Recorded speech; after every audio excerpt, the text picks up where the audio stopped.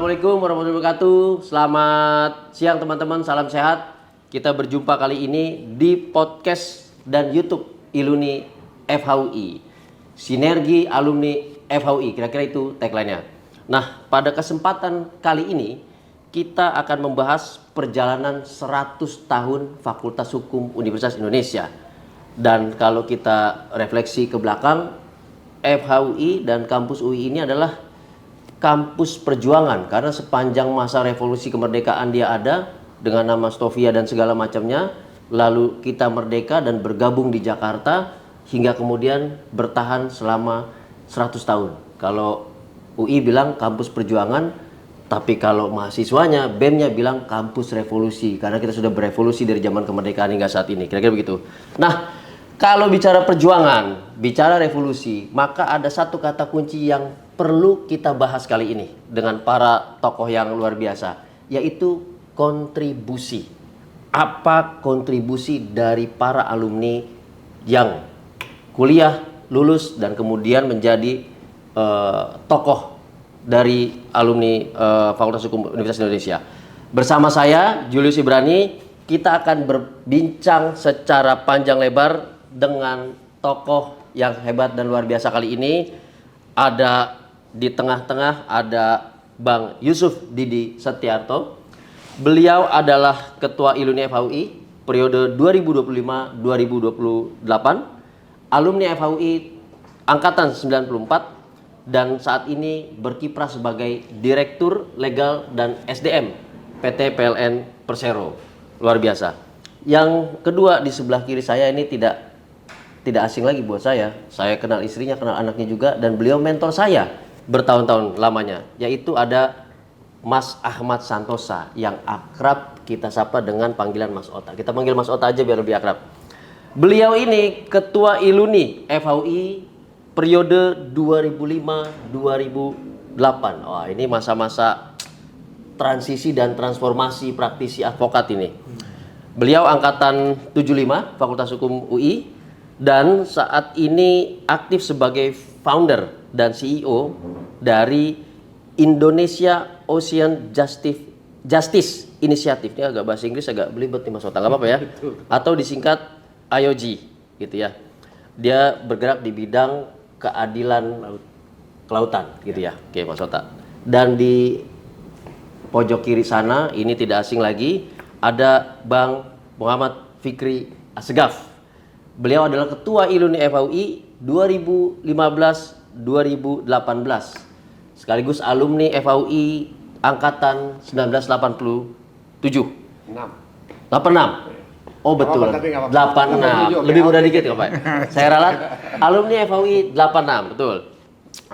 Beliau ini juga adalah founder dari law firm yang ini tier 1 kalau kata anak-anak advokat nih, Sudirman ini.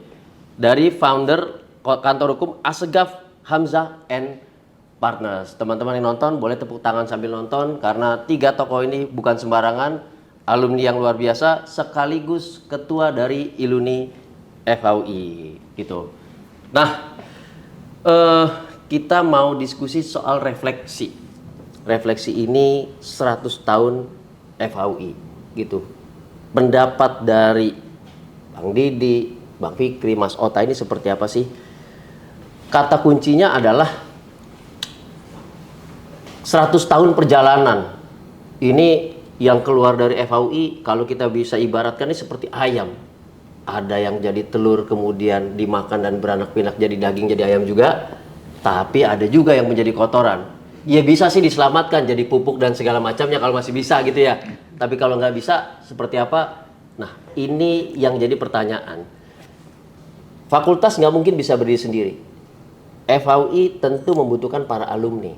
Nah, kata kunci kontribusi itu yang paling konkret dalam perkembangan hukum Indonesia. Karena kita punya tokoh Adnan Buyung Nasution, kita punya tokoh lagi Harkristuti Harkrisnowo dan segala macamnya, termasuk abang-abang sekalian di sini. Apa kontribusi FHUI dalam perkembangan hukum di Indonesia? Kita mulai dari Bang Didi dulu deh. Ya, makasih Mas Jul. Kalau saya melihat bahwa tadi yang dimaksud mungkin anekdot Gus Dur ya, dari ayam itu lahir dua hal gitu ya. Betul. dan pada akhirnya di recycle bisa jadi pupuk apapun itu. Jadi saya melihat bahwa sejak berdiri sampai dengan hari ini individu-individu alumni Fakultas Hukum dulu Rekskul dan atau apapun namanya itu tentu memberikan kontribusi yang nyata ya. Di awal kemerdekaan jelas bahwa desainer dari kemerdekaan Republik ini adalah para sarjana hukum, Mr. Anderson itu. Jadi tidak ada keraguan di sana. Sampai di awal revolusi kemerdekaan, masa Belanda masuk kembali sampai negara ini menjadi lebih mapan. Di zaman Orde Baru juga kiprah dari alumni Fakultas Hukum UI itu nyata ya. Jadi banyak pemikiran-pemikiran hukum yang lahir dari generasi pertama alumni Fakultas Hukum yang memang pada saat itu didikan original dari Belanda begitu. Jadi memang kualitasnya tidak diragukan. Jadi mendapatkan ilmu dari sumbernya. Nah, dalam perjalanannya lahir generasi kedua seperti Anan Budi Nasution ya, kemudian Bang Todung Mulya dan lain sebagainya di bagian advokasi yang membela hak-hak dasar dari manusia yang secara konsisten diperjuangkan oleh mereka berdua itu membentuk LBH dan sebagainya untuk memikirkan rakyat-rakyat yang termarginalkan. Di sisi kepemerintahan pun dan juga yang mengisi jajaran elit di Mahkamah Agung pada saat itu juga alumni Fakultas Hukum. Ya, dunia berkembang, Orde Baru tumbuh, mulai ada kegiatan-kegiatan komersial yang pada saat itu hidup, di mana penanaman modal tumbuh dan lain sebagainya. Mulailah ini tercipta atau lahirnya generasi-generasi baru sarjana hukum yang bergerak di bidang komersial yang mungkin bukan tradisionalnya ahli hukum pada saat itu. Ini membuat jalur dari kiprah alumni Fakultas Hukum itu mulai bercabang. Ada yang di government, ada yang di penegakan hukum, ada yang di lawyering litigasi, dan ada lawyering komersial dan lain sebagainya. Ini masih dominan Fakultas Hukum dalam khususnya Fakultas Hukum UI dalam mengisi dunia hukum di Indonesia, mendesain kebijakan, peraturan perundang-undangan, menjadi hakim agung, bergerak di bidang pembelaan dan lain sebagainya. Nah, dalam perkembangan waktu tentu kita tidak bisa berbesar hati itu melihat sejarah saja, karena kalau terlena dengan sejarah maka kita akan lupa bahwa tantangan ke depan ini semakin berat, ya, baik dalam hal kompetisi melahirkan alumni maupun dinamika hukum yang ada. Nah, jadi supaya tidak punah, tentu satu-satunya harus ada beradaptasi. Jadi menurut saya pengalaman masa lalu yang kaya dengan kontribusi ini, kalau ingin kita pertahankan atau kita tingkatkan, mau tidak mau kita harus beradaptasi. Ya, kita harus bisa menangkap apa yang menjadi persoalan saat ini dan memberikan kontribusinya. Saya yakin Fakultas Hukum UI tetap akan bisa menjadi pemimpin untuk bisa memberi warna terhadap hukum Indonesia. Itu dari saya. Siap. Terima kasih. Terima kasih Bang Didi. Memberi warna itu artinya punya signifikansi tersendiri gitu ya. Dia bukan hanya air atau garam di tengah lautan, kira-kira begitu ya. Ini kata kunci penting. Ternyata memang signifikansi FHUI sepanjang 100 tahun perjalanan ke FHUI ini sangat terlihat. Itu yang harus kita jaga. Terima kasih Bang Didi. Kita lanjut ke Bang Fikri dulu. Gimana nih? Bang Fikri ini multidimensional nih. Selain praktisi, beliau juga hadir di dalam setiap kebijakan-kebijakan. Karena saya juga beberapa kali bareng beliau, mulai dari KPK-KPKan, ya kan? Lalu kebijakan hukum sejak zaman Presiden Jokowi, kebijakan hukum paket pertama, kedua, dan ketiga selanjutnya sampai ke-7 dan seterusnya, ini beliau ada. Nah, ini bisa diceritakan dari kacamata Bang Fikri sama dari overview secara keseluruhan. Apa sih maknanya ini 100 tahun bagi perkembangan hukum Indonesia? Thank you Bang Ijul. Sebenarnya saya ada ikut bantu-bantu tadi karena dipanggil sama Bang Ijo kan, diajak-ajak. Mungkin kalau tadi Bang Didi ya memberikan snapshot gitu dari kontribusi alumni Fakultas Hukum UI dalam sejarah perkembangan bangsa gitu, dan yang itu saya setuju sekali gitu ya, bahwa memang cukup padat lah kontribusi alumni FHUI. Ya tentu banyak sebabnya gitu ya, mungkin juga karena Fakultas Hukum masih cukup langka saat itu gitu ya. Kemudian yang memang dari yang ada pun gitu, FHUI mungkin salah satu yang paling tua dan sebagainya. Nah kalau saya mau agak lompat jadi ke era reformasi. Jadi dulu kita era kemerdekaan, alumni belajar hukum Belanda dan sebagainya, melihat dan basically menerapkan lah apa yang mereka pelajari gitu kan. Nah kalau generasi, mungkin saya nggak tahu, mungkin Mas Ota ini angkatan transisi gitu, tapi kalau generasi saya nih adalah generasi di mana tradisi hukum Belanda itu sudah putus sebenarnya. Jadi ibaratnya masih ada tali-tali tipis gitu berpegang-pegang, tapi sebenarnya sudah putus, nggak ada yang bisa bahasa Belanda.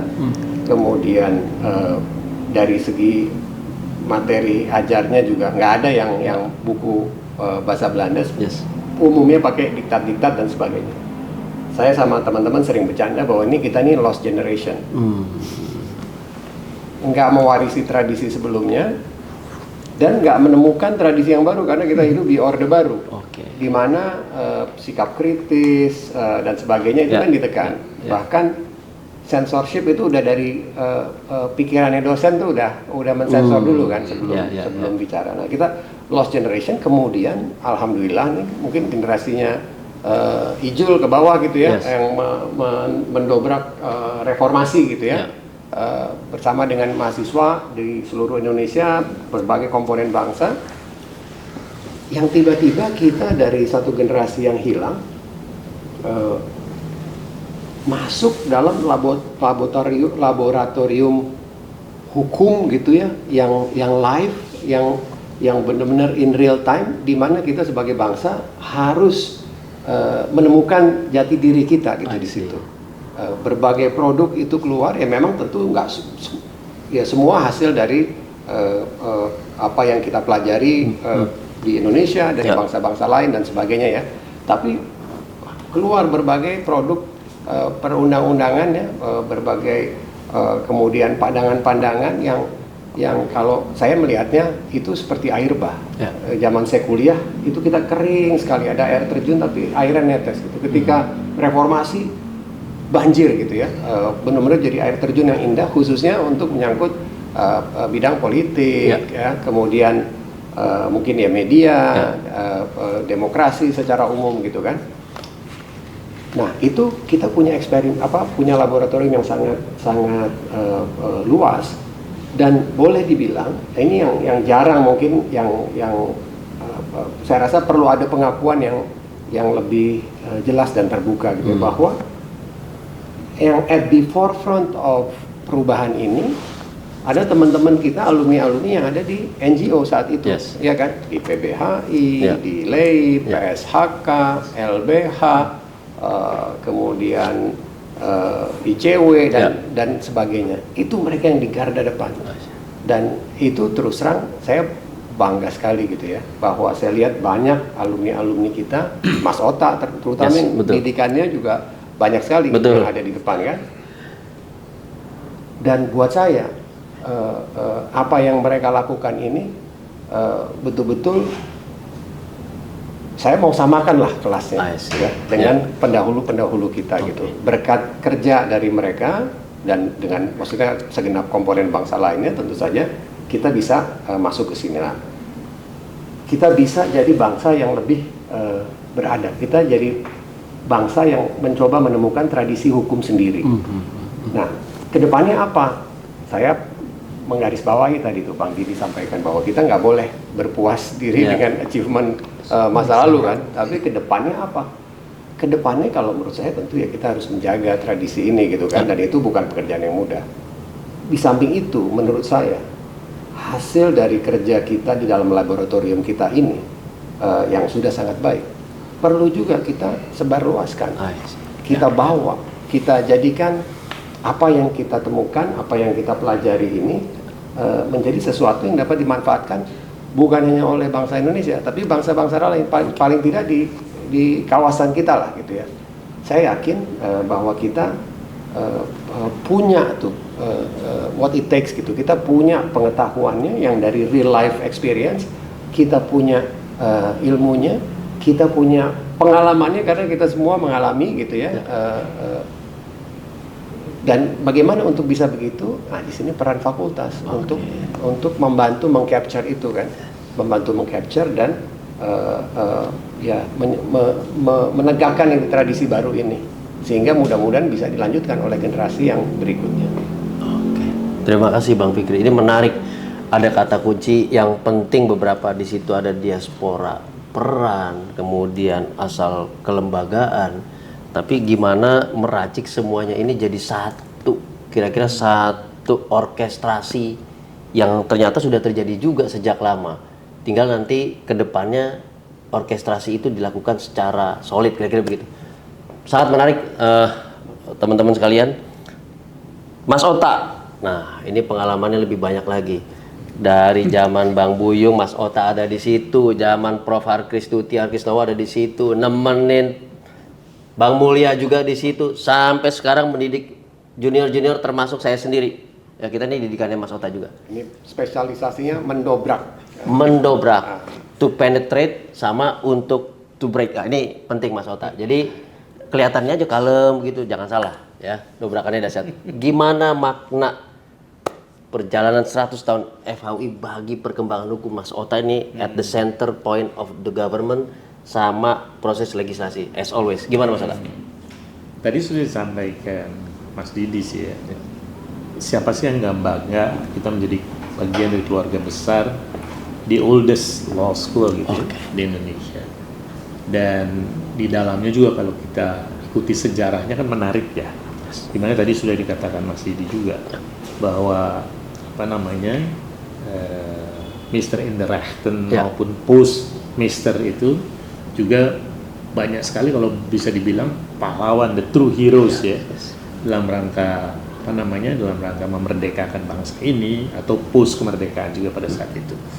Nah tetapi kalau itu udah ya saya lebih baik memang jangan ke belakang.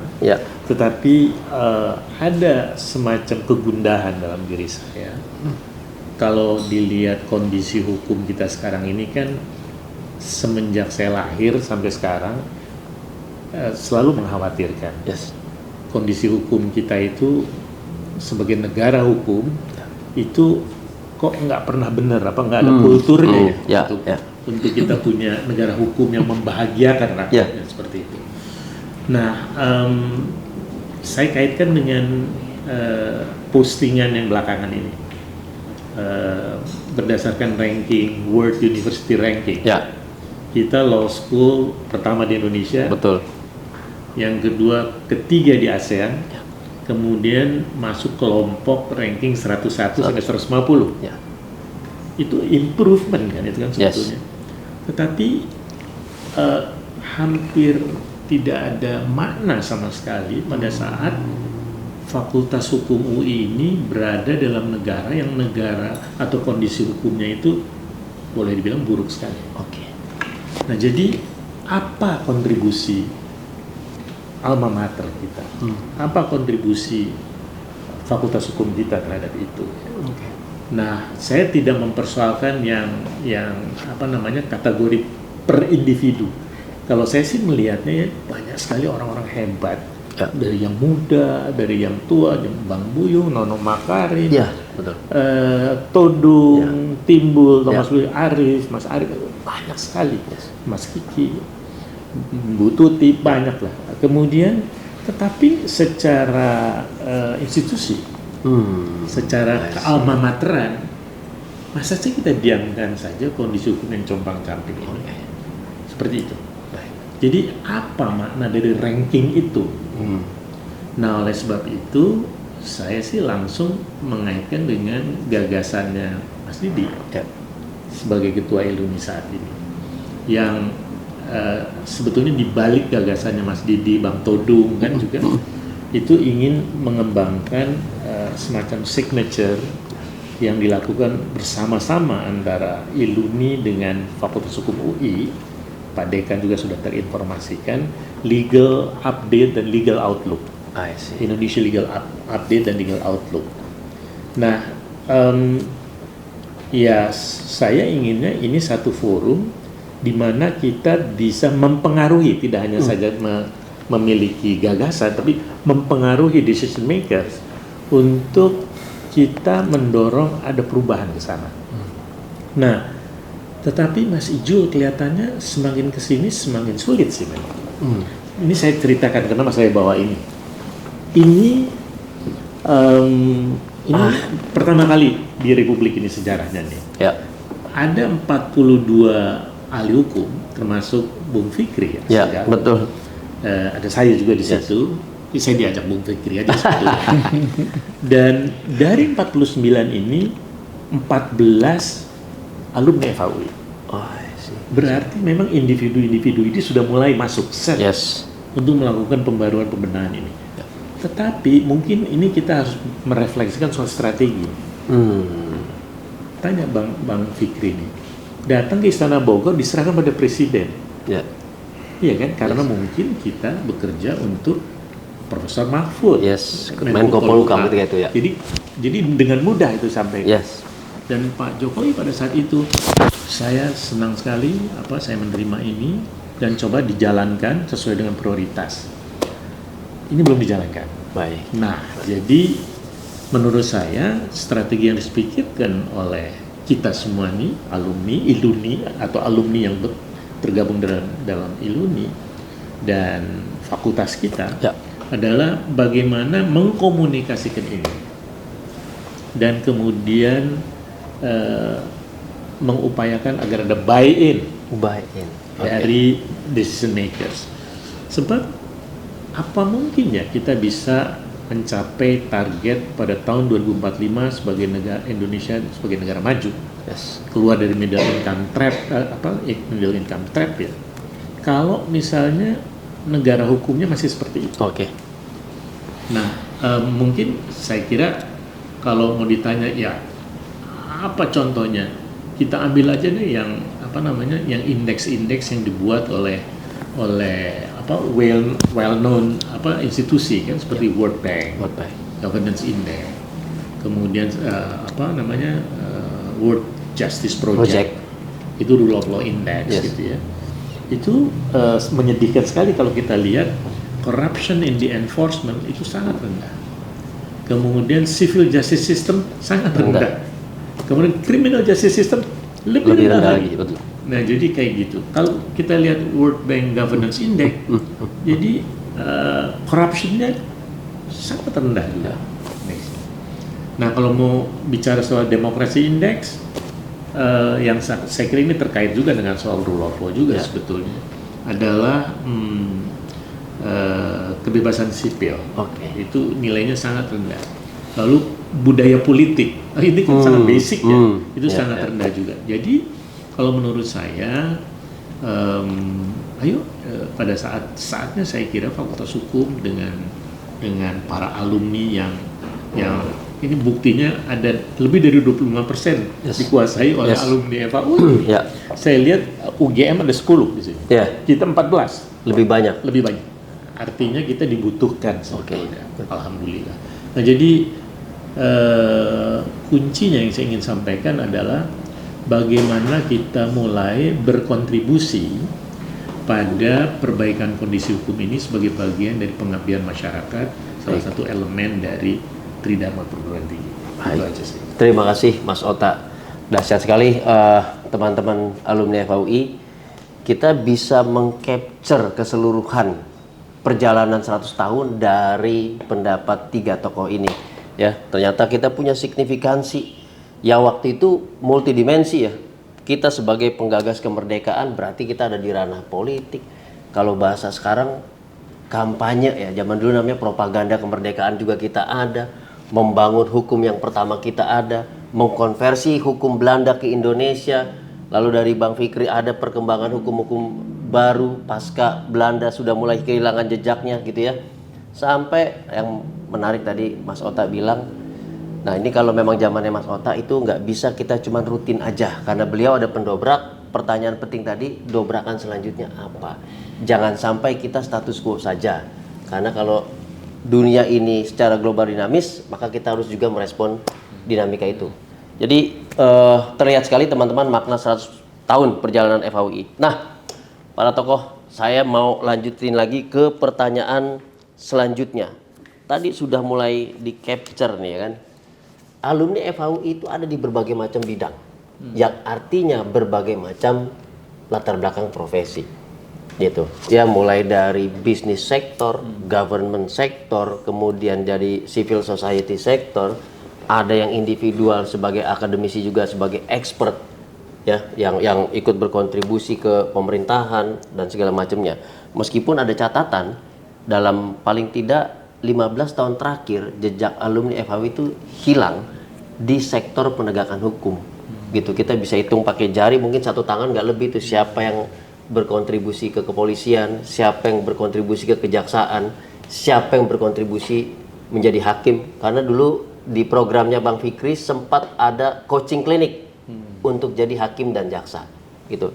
Jadi nggak adil juga Mas Ota. Kita protes criminal justice system kita ambruk, tapi kita sendiri nggak berkontribusi dan nggak channeling ke situ. Oke. Nah, jadi penting kita untuk menjelaskan nih pandangan masing-masing para tokoh ya terkait dengan latar belakang yang berbeda, pengalaman yang banyak, profesi yang berbeda.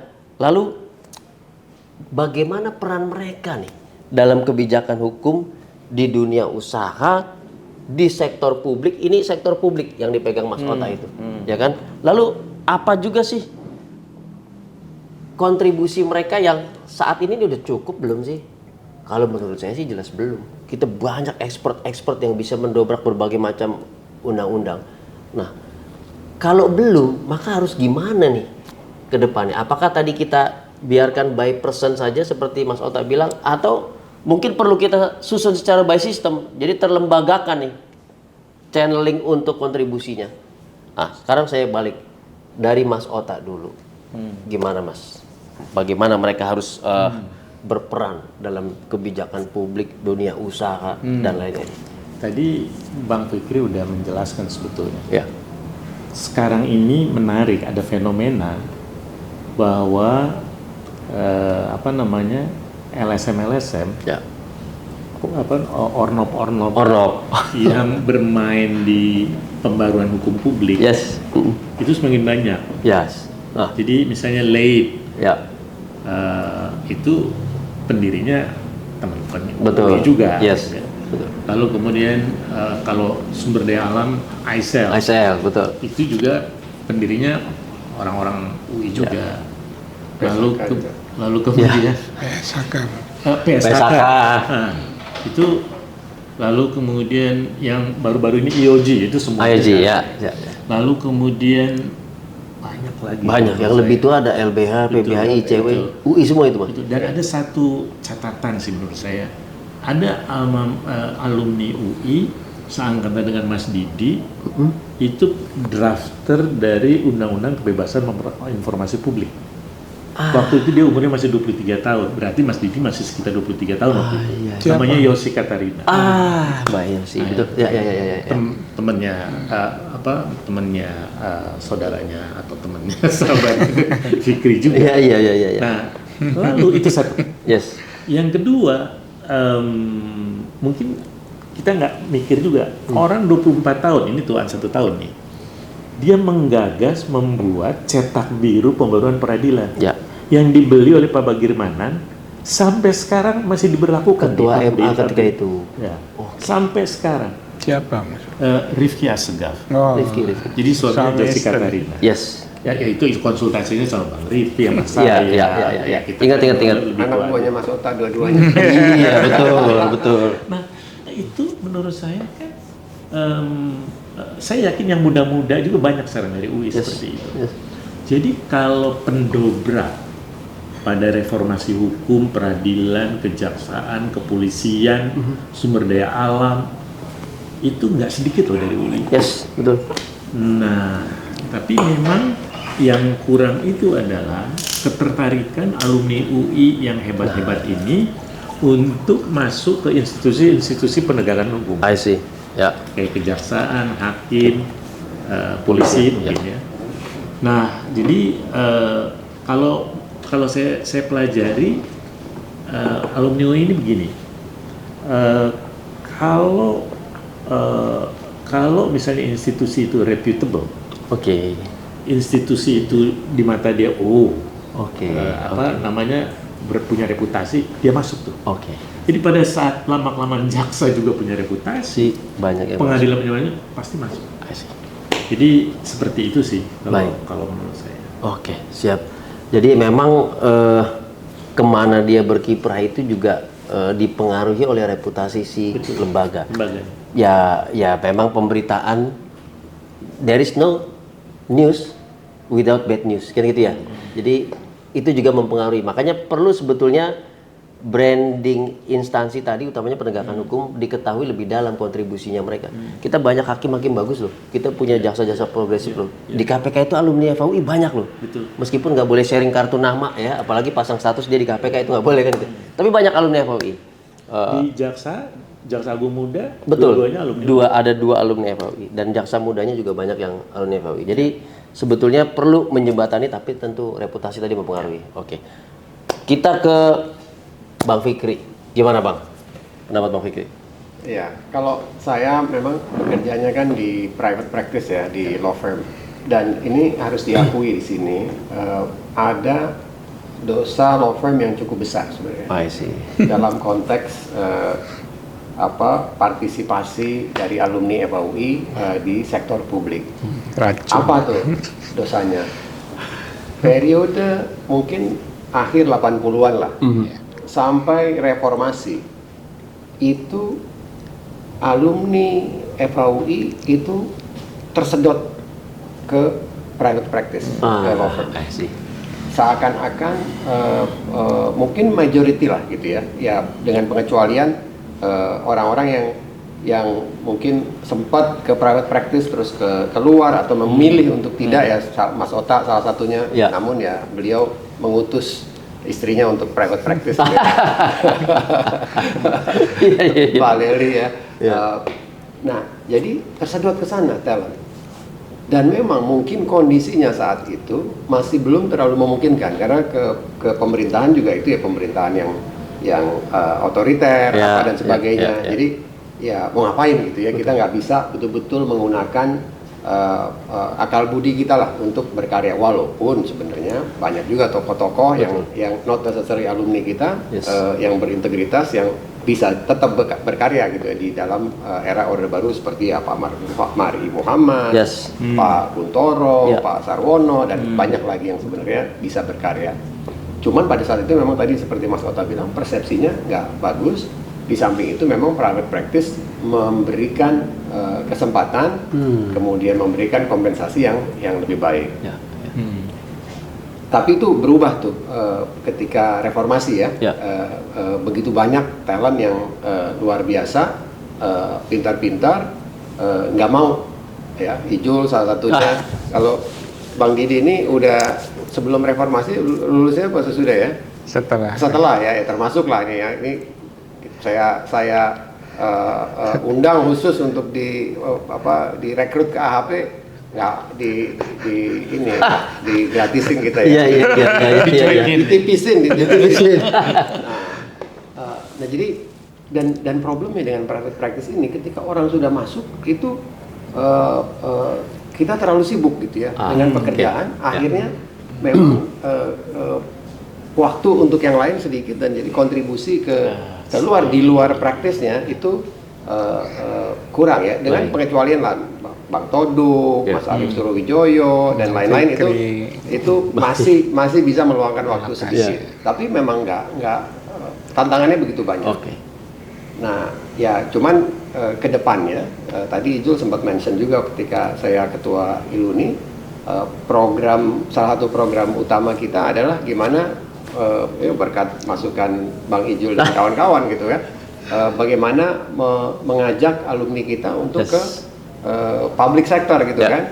Dan itu ketika ada rekrutmen hakim 1.200 ya, itu 2015 ya kira-kira, 2016 1.500 hakim, dan cukup banyak alumni kita yang masuk sekali. Dan sampai sekarang ini jadi hakim menengah yang progresif, biasa bagus, gitu ya, sangat progresif, bekerja betul-betul sebagai hakim. Dan kalau nggak salah sekarang, saya nggak punya statistiknya, tapi ini baru dari studi awal gitu ya, alumni Fakultas Hukum UI dibanding dengan alumni Fakultas Hukum UGM berbalik.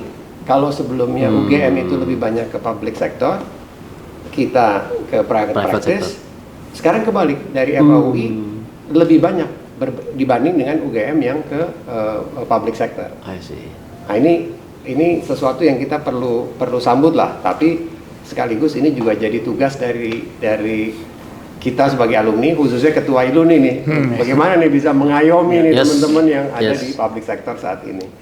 Oke, thank you Bang Fikri. Ini jawabannya bagus banget. Zaman itu memang zaman untuk mengembalikan ya minat, bakat, tapi harus channeling juga, nggak bisa kita lepas ya. Itu penting teman-teman. Nah, menurut Bang Didi sendiri gimana? Ya, jadi sebenarnya ini pilihan ya. Apakah kita akan membiarkan ini secara alamiah atau secara sadar kita mendesainnya, gitu ya. Jadi ini ada kecenderungan kalau memang sumber dari Fakultas Hukum UI itu mahasiswanya dari Jakarta, mereka itu sudah punya preferensi gitu. Untuk yang national wide operation seperti kehakiman ya, kejaksaan, mereka sudah memikirkan atau mereka sudah terbiasa dalam sebuah lingkungan yang seperti ini, seperti di Jakarta. Bayangkan mereka harus ditempatkan di suatu daerah yang terpencil. Gitu. Ini berlaku di PLN di mana saya bekerja saat ini. Sangat susah mencari, mohon maaf, anak dari ITB. Akan banyak anak dari UGM dan ITS.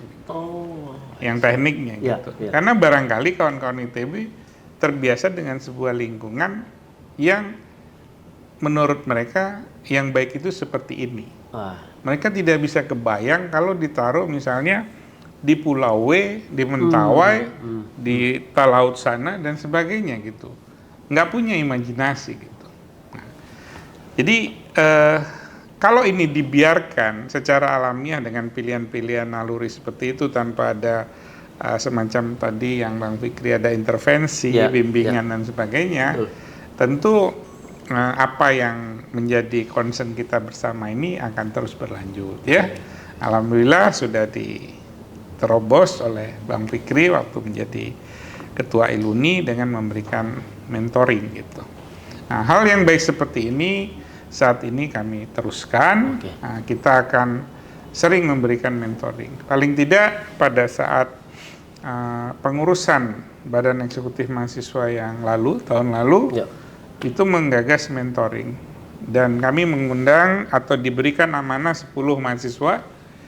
Dan di sini terlihat bahwa mereka itu tidak tahu apa profesi-profesi yang paling mungkin itu. Itu nyata Bang, 10 orang itu. Memang orang terlahir tuh punya bakat sih ya. Seperti saya misalnya, diajak Bang Fikri ke kantornya, saya memilih ke tempat yang lain. Ini itu fakta gitu. Jadi memang ada bawaan lahir gitu ya. Nah, tapi ketika kita jelaskan sekali lagi ya, ketika kalian memilih ini jangan toleh kiri kanan. Jangan lihat kawanmu sudah pakai mobil, kamu masih naik angkot, itu akan sakit nantinya gitu. Jadi menurut saya tugas dari kita senior-senior ini adalah bagaimana memberikan landscape dari horizon dari profesi-profesi hukum yang itu sangat luas sekali. Dan setiapnya itu menarik, setiap profesi itu menarik. Mau jadi ASN, mau jadi di BUMN, mau jadi praktikal praktis di bisnis maupun dimanapun, itu punya ruang-ruang yang perlu dipahami. Jadi saya menerima saran dari Bang Fikri karena beliau sudah membuktikan tugas kami ini adalah melanjutkan, memperbaiki dan membuat ini menjadi lebih baik lagi. Itu saja dari saya. Terima kasih. Terima kasih Bang Didi. Tadi Mas Ota udah jelas bahwa ternyata ada penggagas di level nasional dari alumni FHUI. Tadi Bang Fikri juga cerita, ya memang sempat stuck ya dalam kesibukan, tetapi kemudian juga bisa mengkonversi diri untuk coba berpikir kritis, kemudian juga berkontribusi pada beberapa kebijakan hukum, seperti Bang Fikri. Bahkan bukan hanya membuka ruang, tapi membuka wacana dan mendorong untuk andil di dalam penegakan hukum dengan bergabung di institusi Mahkamah Agung sebagai hakim atau sebagai jaksa, dan jumlahnya luar biasa. Bang Didi juga karena dalam posisinya sebagai BUMN ini juga sebetulnya representasi dari sektor publik gitu. Bagaimana dia membuka ruang buat kontribusi ke sektor publik meskipun tentu tidak dengan kompensasi yang lebih besar daripada kantor hukum yang ketika itu sedang. Kata siapa? Oh begitu. Ya, di luar kan lebih menggairahkan kalau di law firm gitu Bang Fikri ya. Tapi tapi ketiganya ada kata kunci yang kita dengar. Di situ ada dinamika. Kalau kita bicara dinamika berarti ada tantangan.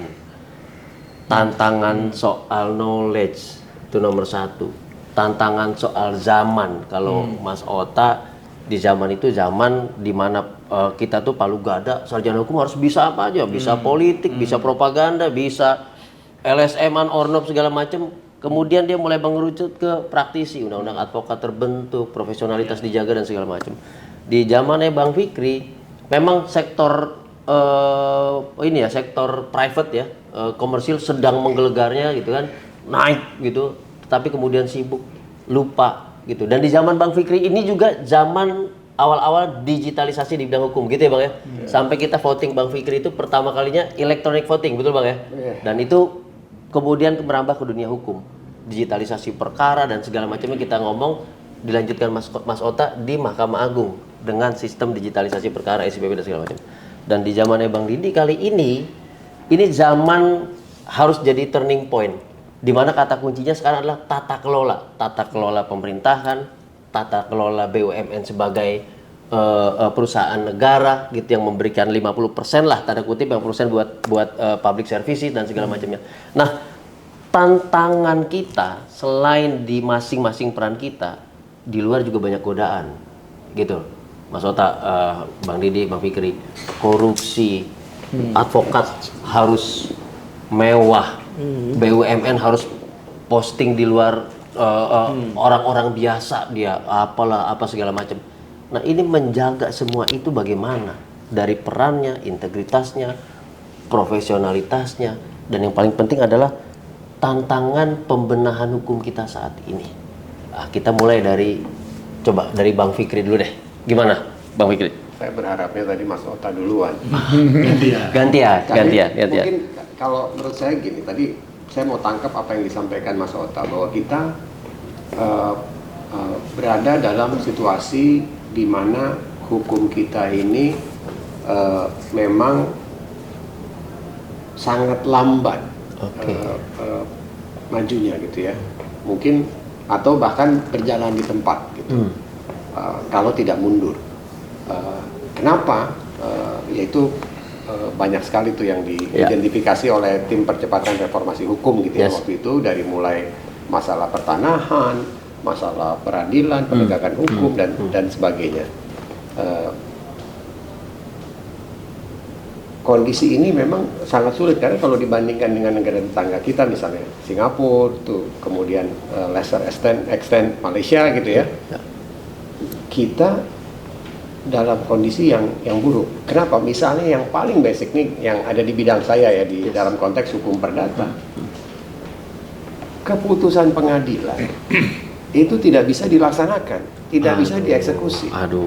Tidak ada mekanisme yang ajak gitu untuk memastikan bahwa keputusan pengadilan dapat dieksekusi dengan cepat, dengan mudah dan dengan murah gitu.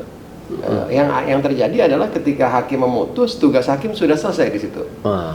Urusan eksekusi ya tentu ada jurusita dan sebagainya, tapi ketika ke lapangannya yaitu silakanlah diinikan sendirilah gitu kan. Karena memang Mahkamah Agung tidak punya tangan gitu, tidak punya kaki gitu untuk make sure bahwa keputusannya dihormati dan dilaksanakan. Dan ini menurut saya masalah yang amat sangat fundamental karena ini artinya apa? kewibawaan lembaga peradilan jadi tidak ada kan? I see. Di mana wibawa satu lembaga ketika dia punya kewenangan membuat keputusan, tapi keputusannya tidak ada harganya, gitu. Ya. Tidak dapat dilaksanakan. Ya. Begitu banyak kasus orang, kasus tanah, kasus yang lain lah, menang, dapat putusan, dinyatakan menang, tapi tetap tidak bisa dilaksanakan, gitu. Karena tidak memiliki kekuatan untuk itu. Ya. Nah, ini salah satu yang sebenarnya problem di bangsa kita yang harus diselesaikan. Itu karena buat saya sih itu sama aja kita tidak ada hukum gitu kan. Dalam konteks hukum perdata. Dan itu sebenarnya diperburuk lagi dengan kondisi di mana kita misalnya dibanding Malaysia dan Singapura, mereka hukumnya ada dalam tradisi common law kan yang kalaupun mereka diam saja, negara-negara lain itu membuat putusan-putusan yang common law yang lain dan mereka bisa dapat benefit dari situ. Betul. Sedangkan kita kan enggak gitu kan. Kita benar-benar sendirian. Nasib kita ada di tangan kita.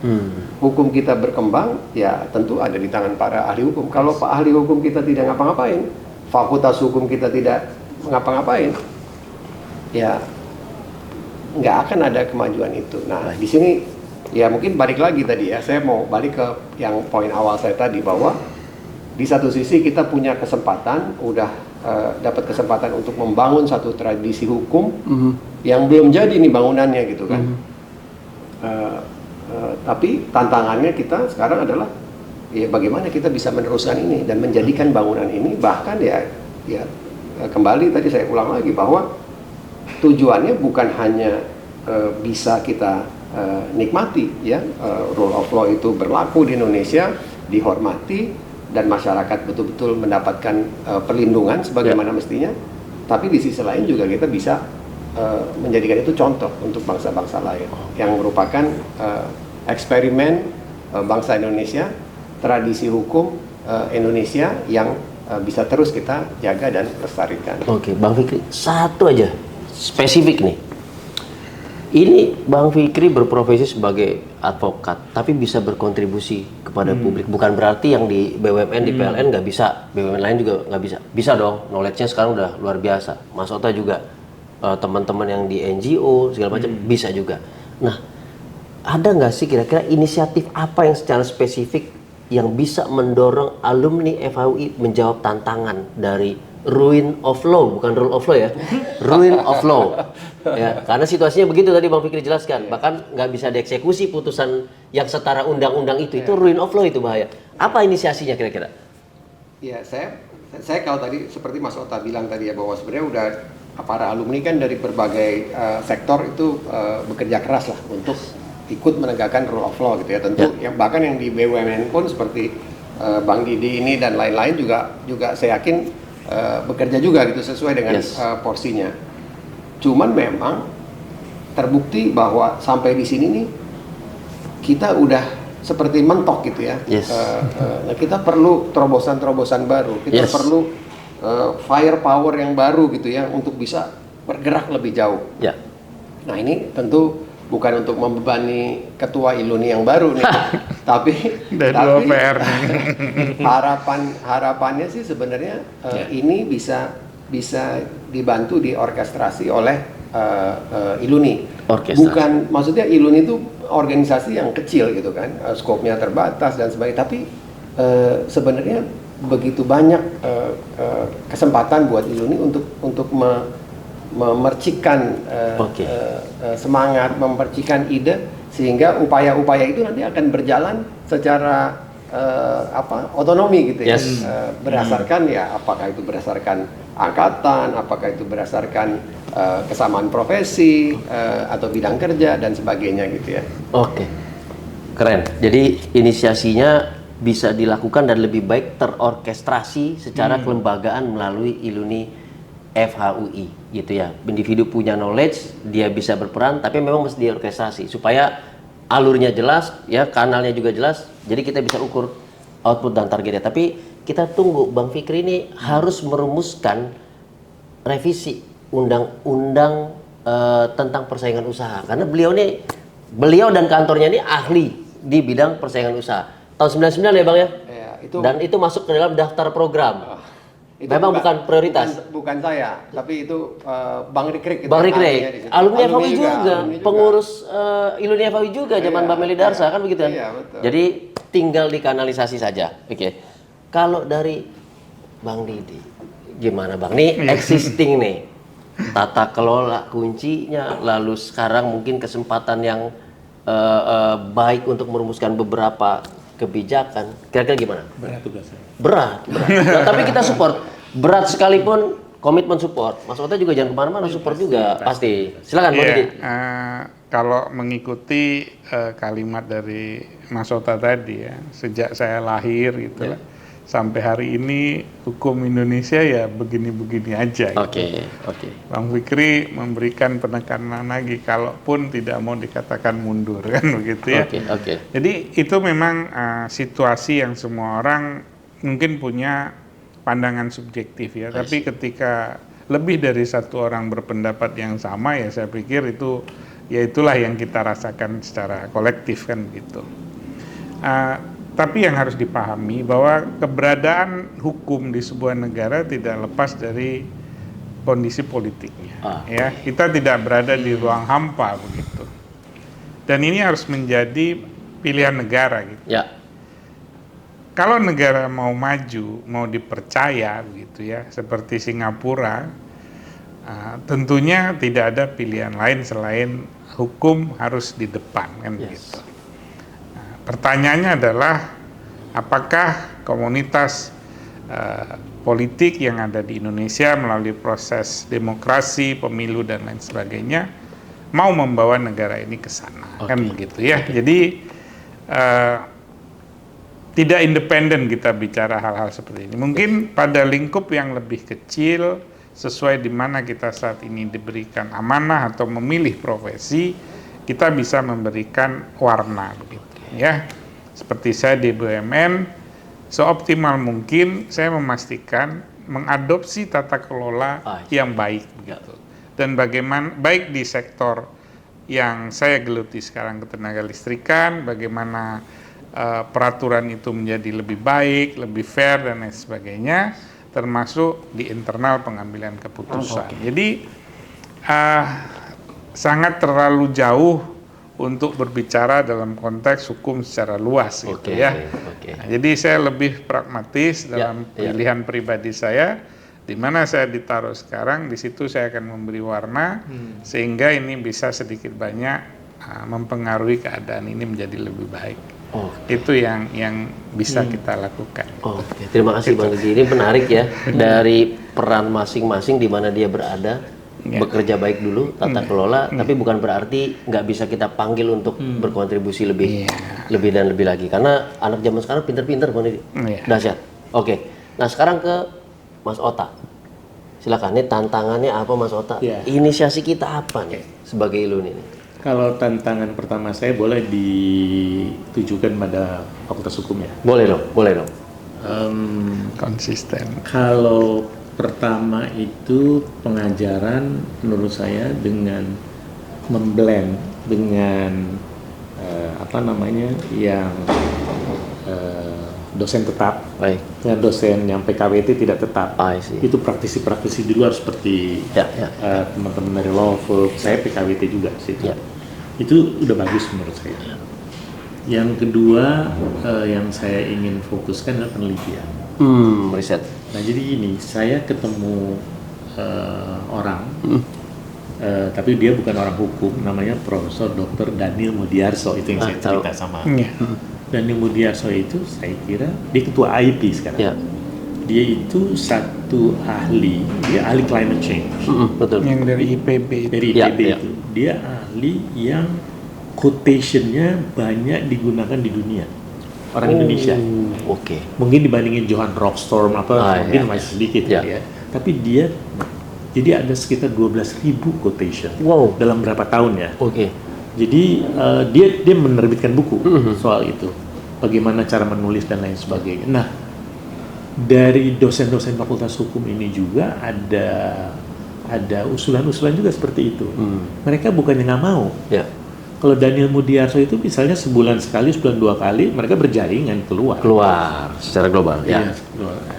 Nah, jadi kalau teman-teman Fakultas Hukum ini mungkin environment-nya, ekosistem di fakultas ini, termasuk pengalokasian anggarannya ini, agar dosen-dosen itu berjaringan dengan teman-teman di global, itu rada kurang. Kalau nggak pernah berjaringan, ya gimana mau nulis di jurnal terkenal? Betul. Agak sulit kan begitu. Nah itu untuk fakultas menurut saya. Lalu pengabdian masyarakat. Ini tantangan menurut saya pengabdian masyarakat, tetapi saya sih optimis ya dengan Mas Didi Ketua Iluni ini bisa mengajak fakultas untuk kemudian menyelenggarakan legal update dan legal outlook. Legal update, legal outlook. Kalaupun nanti Mas Didi sudah mengundurkan diri setelah 3 tahun misalnya, Mas Didi kan nggak mau 2 periode, 3 periode. Bisa, boleh dicoba tuh Mas. Boleh dicoba tanpa amandemen, tanpa amandemen statuta, boleh. Jadi pengganti beliau terikat karena itu signature Oke, dari Iluni. oke. Karena itu khas untuk Fakultas Hukum. Yes. Nah, jadi seperti itu pengabdian masyarakat. Oke. Artinya ya paling tidak at least membuat decision makers itu, terutama ultimate decision maker, itu mikir gitu. Ya. Oh begitu loh rule of law itu kan perintah konstitusi. Yes. Nah seperti itu. Nah sekarang bicara tantangan lebih jauh lagi yang bisa dilakukan oleh komunitas hukum, itu ada 4 unsur ini. Yang pertama adalah ini yang tadi kita ngobrol tadi dengan Bung Fikri dengan Mas Ijul. Ya. Menurut saya soal keengganan atau discouragement dari calon investor untuk menginvestkan di Indonesia itu kan karena tidak ada kepastian hukum, tidak ada kepastian berusaha. Yes. Nah, gimana caranya hukum itu bisa memberikan perannya agar bisa mendorong investasi masuk yang ke dalam, tapi investasinya reliable dan responsible, termasuk green investor. Misalnya kayak gitu. Saya kira ini teman-teman dari law firm sangat menguasai soal itu. Nah, yang kedua adalah soal social injustices. Sekarang ini banyak ketidakadilan yang terjadi pada masyarakat. Mungkin dulu kita kerja bareng soal itu juga. Yes. Baik itu nelayan kecil, baik masyarakat hukum adat. Sekarang RU masyarakat hukum adat itu sudah 10 tahun berturut-turut nggak gol-gol. Sekarang katanya mau gol. Mudah-mudahan. Yang kedua RU nelayan kecil, walaupun undang-undangnya sudah ada nelayan kecil, tapi kalau bisa diperkuat lebih bagus. Ya. Nah jadi itu social injustices. Yang ketiga adalah nah ini menarik menurut saya, soal democracy, governance dan rule of law (DGR). Itu kan enabling condition. Ya. Jadi kondisi pemungkin. Lu mau ngomong lingkungan, mau ngomong ekonomi segala macam, kalau DGR-nya nggak beres, kan repot. Nah jadi menurut aku Fakultas Hukum juga punya peran yang sangat strategis untuk soal ini. Nah yang berikutnya adalah, nah ini sekarang itu kan masalah di dunia itu kan sebetulnya masalah soal ketidakadilan. Soal geopolitik dan triple planetary crisis. Ini dia. Ya, krisis bumi kan. Betul. Climate change, biodiversity loss dan pollution dengan segala macam caranya. Itu kalau kita lihat sekarang di Spain, kita lihat di Italia juga, betul. Itu udah langganan banjir bandang. Yes. Saya pikir banjir bandang itu cuma di Indonesia. Sekarang di Firenze tenggelam terus tiap minggu itu. Betul. Nah jadi saya kira Fakultas Hukum, lalu komunitas. Nah, komunitas alumni Fakultas Hukum ini memang perlu ada wadahnya. Dan semuanya itu mereka potensial sekali. Oleh sebab itu kenapa saya mendirikan IOG, Indonesia Ocean Justice Initiative. Bukan hanya untuk melakukan kajian, studi, think tank, tapi sebetulnya untuk menghimpun teman-teman yang berpotensi untuk menjadi kader. Kader apa? Pimpinan yang akan datang. Jadi makanya saya memberlakukan di sana mereka bukan employee.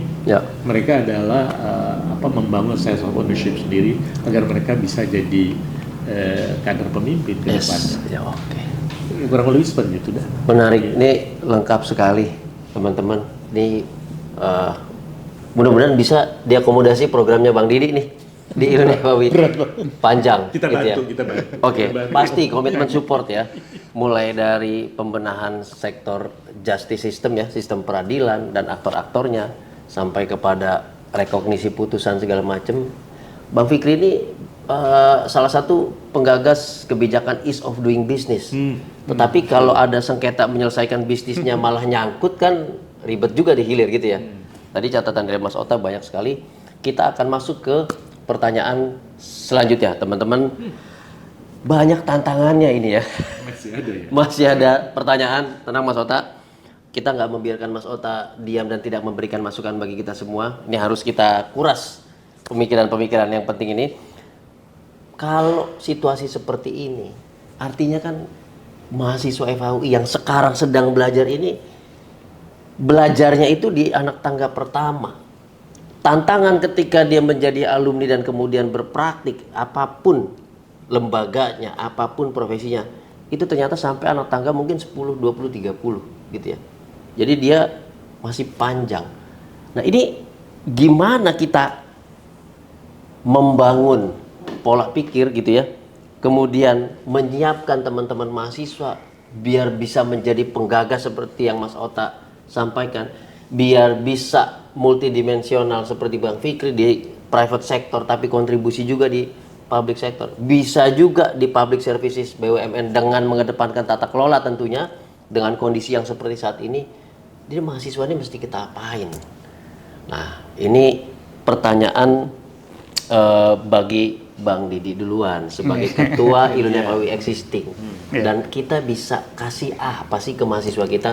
Yang pasti kita semua di sini komitmen mendukung mahasiswa FHUI biar bisa menjawab keseluruhan tantangan yang dijelaskan para tokoh tadi. Bang Didi silakan. Ya, makasih Bang Ijul. Jadi sebelum kita mencari obatnya, kita harus mengenal dulu bagaimana karakteristik dari mahasiswa Fakultas Hukum UI saat ini.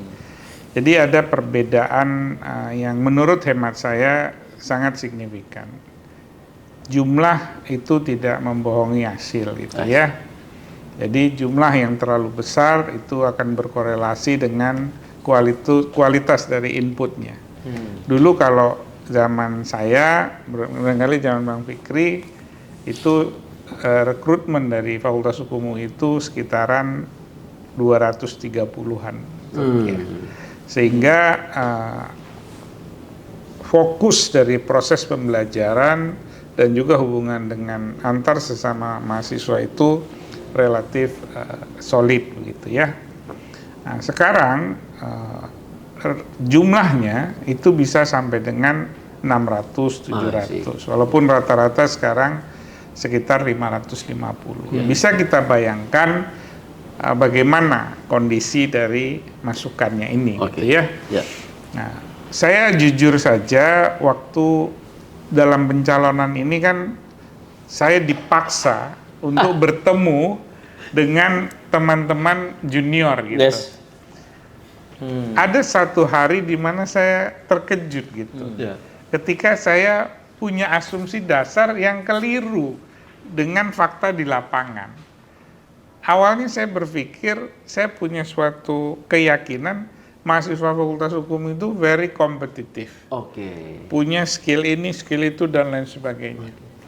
Ketika saya komunikasi sama adik-adik itu, wah itu cuma yang di atas-atas saja Bang katanya. Jadi semacam piramida seperti ini. Ada memang certain portion dari yang 500 sekian itu yang memang sangat-sangat kompetitif. Mau dibawa kemanapun dia juara satu begitu. Tapi ada yang mid dan di bawah ini gitu. Nah, kondisi inilah yang harus kita pahami. Kalau saya, kalau idealnya tentu seperti yang tadi Bang Ijul tanya itu, bagaimana mereka bisa menjawab tantangan. Kalau saya barangkali tidak harus sejauh itu. Mengangkat mereka untuk menjadi lebih kompetitif saja, itu sudah menjadi sebuah kontribusi yang nyata begitu. Jadi kalau itu kita bisa lakukan sebagai Iluni, makanya kami menjalin komunikasi dan dukungan dari seperti kantor Bang Fikri gitu ya, untuk bagaimana bisa berbagi mengenai pengetahuan dan skill dan lain sebagainya melalui workshop gitu ya.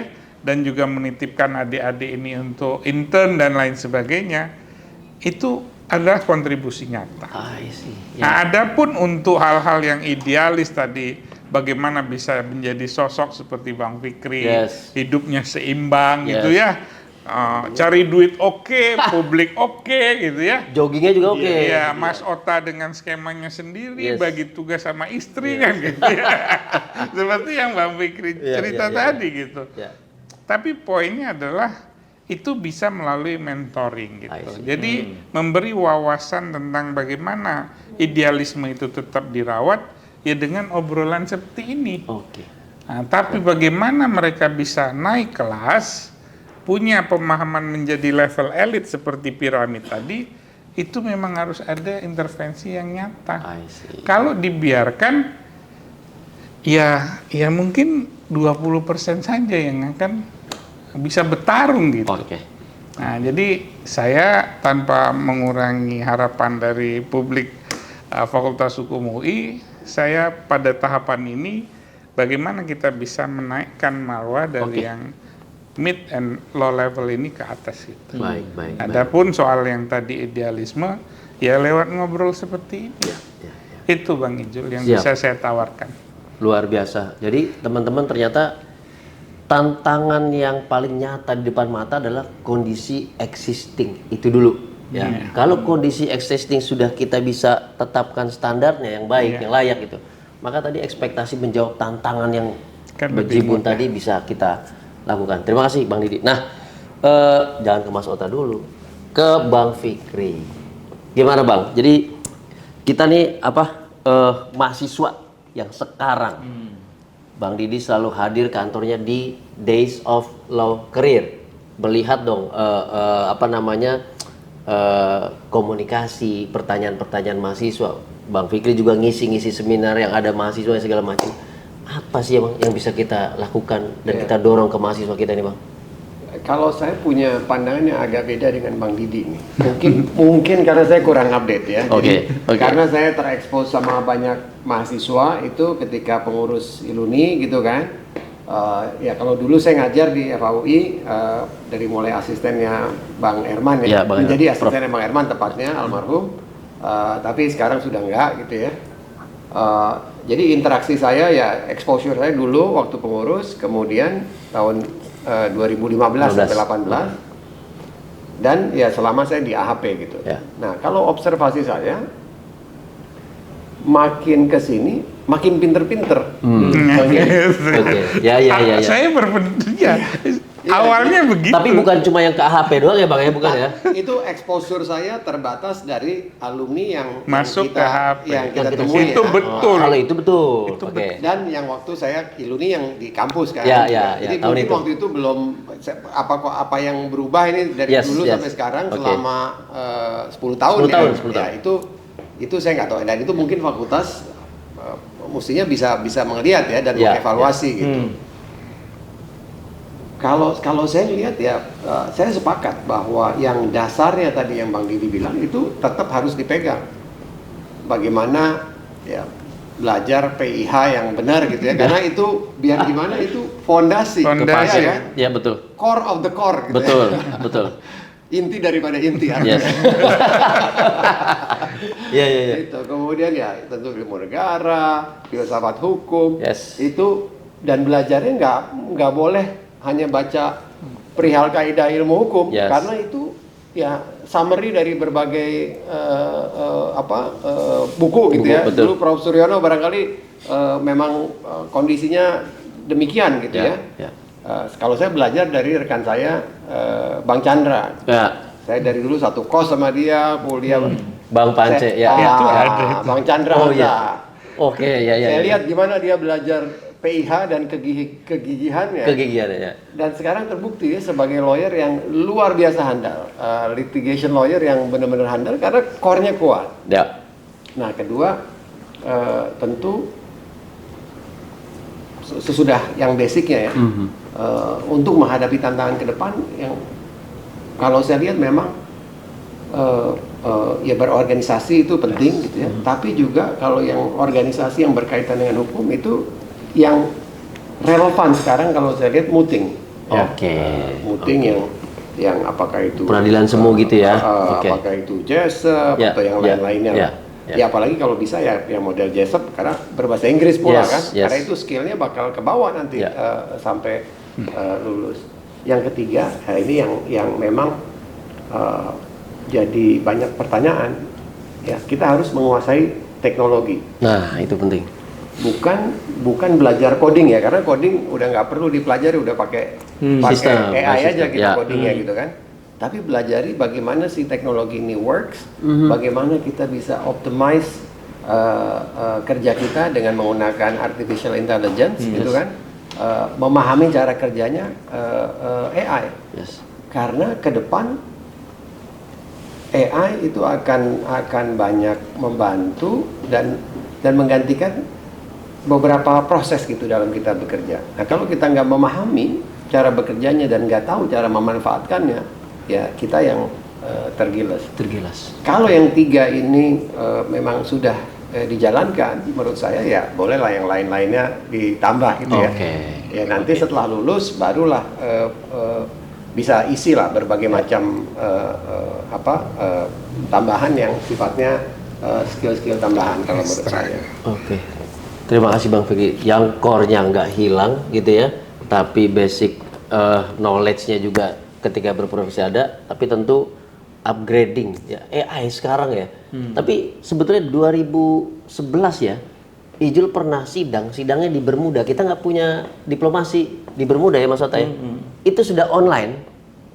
Itu apa dulu? Skype, dulu online Skype. Dan mereka sudah bisa di tahun 2010. Kita setelah Covid baru ada ikut Mas Ota. Gitu. Artinya memang mau nggak mau perkembangan itu harus kita respon. Makasih Bang Fikri. Nah, Mas Ota gimana? Udah lengkap sebetulnya mereka. Tidak mungkin ada yang belum, pasti ada yang belum di capture sama Mas Ota. Saya kan ngajar intensif juga di S2 S1 ya. Ya betul. Memilih Pasca. S3. Tapi saya memfokuskan pada kualitas dosen ya. Kualitas dosen. Jadi kualitas mahasiswa itu di samping kalau UI itu saya lihat bahan bakunya bagus, tapi dikampanye oleh dosen. Oke. Nah ini menarik menurut saya.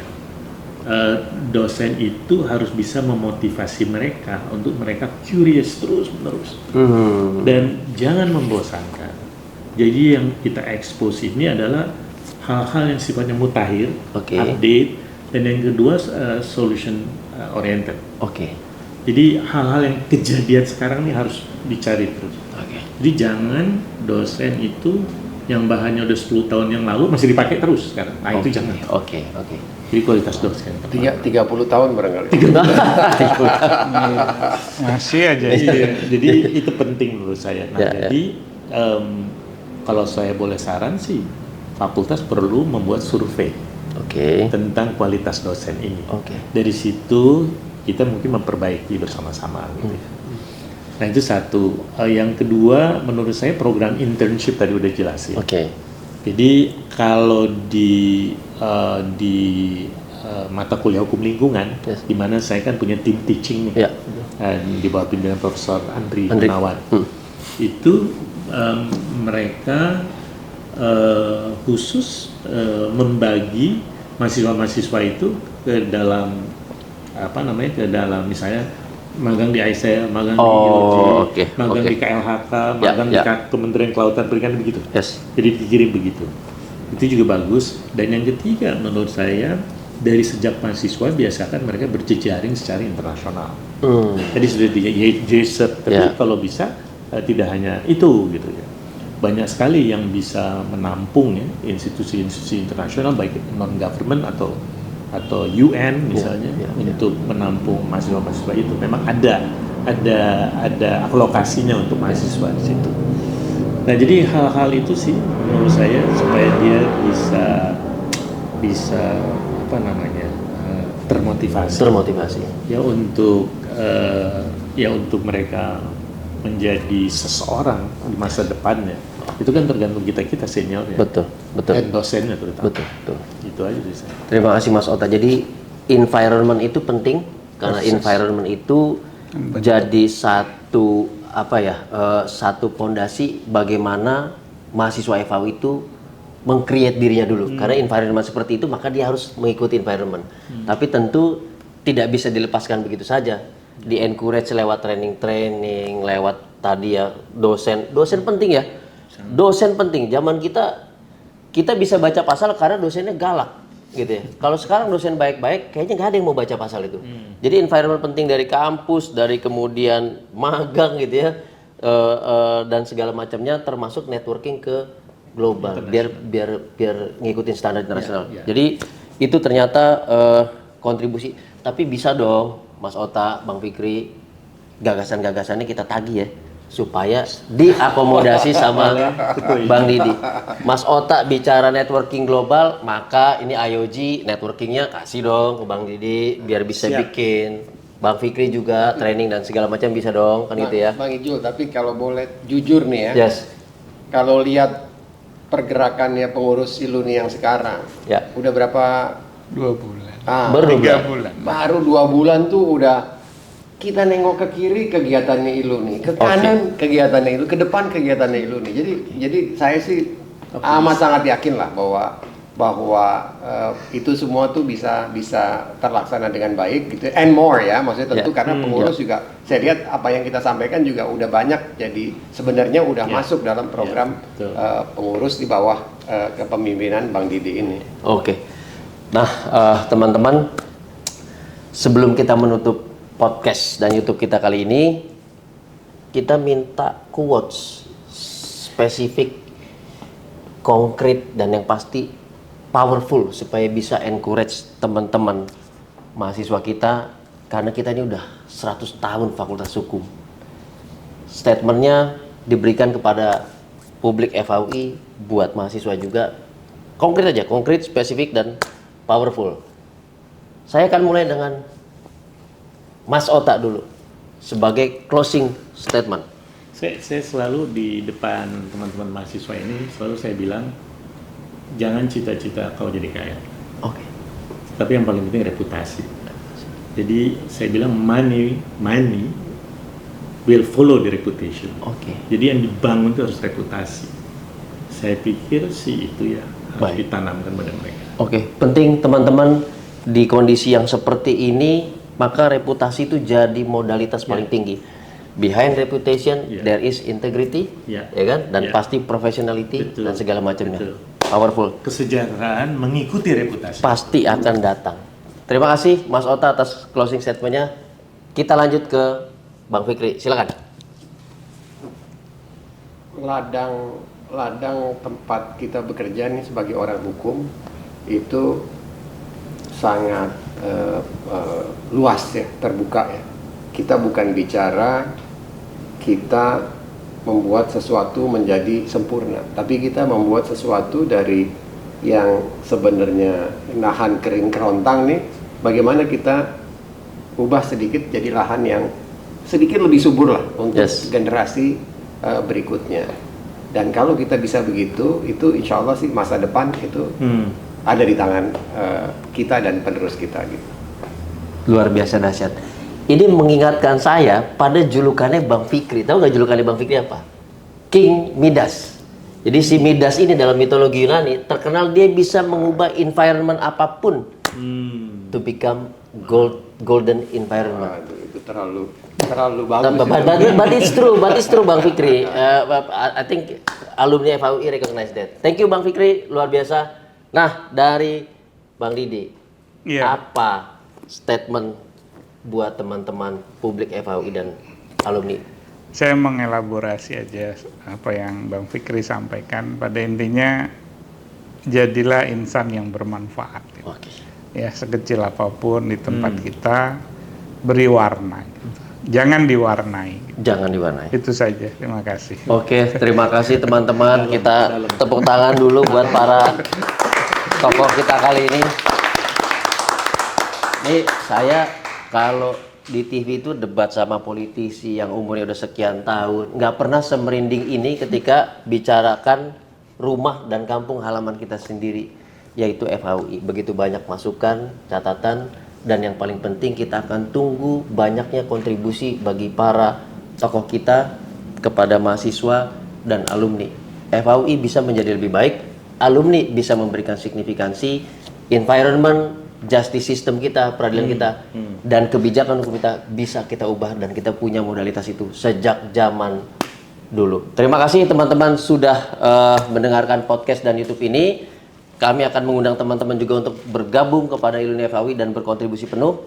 Dan sekali lagi tagline untuk podcast dan YouTube kita adalah Sinergi Alumni FHUI. Kita boleh bareng-bareng bilang begitu ya, Bang ya? Boleh.